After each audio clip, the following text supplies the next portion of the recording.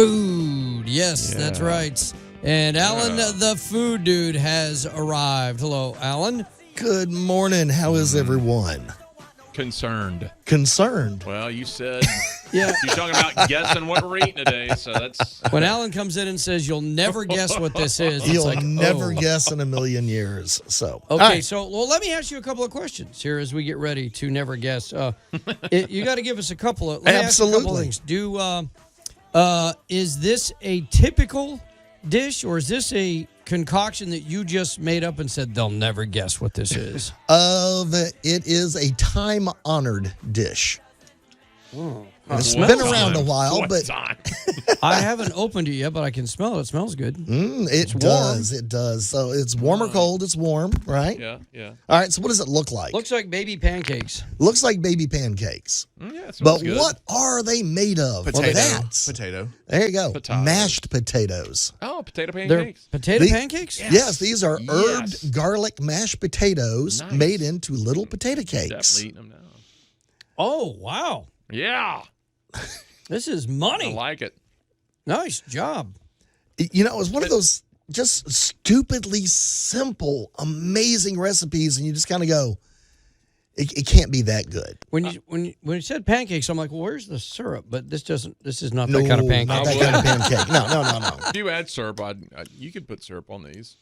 Or sour cream, or you could, however you make mashed potatoes. Well, the thing is, I saw like a YouTube video. Somebody tried to put them in a waffle iron. It was like a disaster. And I was kind of like, okay, all right. Well, one, that's never going to hold together. It's not going to brown. It's not going to, So basically, this is 2 cups of however you want to make mashed potatoes, 1 cup of all-purpose flour or Bisquick or whatever you like to use, and an egg. Oh. You beat it till it's smooth. You take your big old spoon and slap it in the frying pan? Onto the frying pan it goes. Wow. Which reminds me, and I don't know what families do these days. I don't know. The cooking. Argue. Yeah, it's not. Oh, wow. Cooking and the family dinner and all that stuff and leftovers are not the same they were when I grew up. But I remember Mom, you'd make mashed potatoes one day and the leftovers, she'd put them in the pan in the oven, throw some American cheese on it. That was the potato dish. Then potato pancakes. I don't know if people do that anymore, but these are great. Well, it's kind of food adaptation because, your rice dish on Monday turns into the chicken and rice dish on Tuesday, and then that winds up the side as you add something new to the plate on Wednesday, and you move down through the food cycle. My time in Japan, they would do that. And so at dinner time, it was a salad, which essentially was a big old piece of lettuce and some mayonnaise on it, essentially. I don't know. That's not exactly what it was, and a big old pot of rice. And was that whatever was left is what you had for breakfast the next day. Yeah.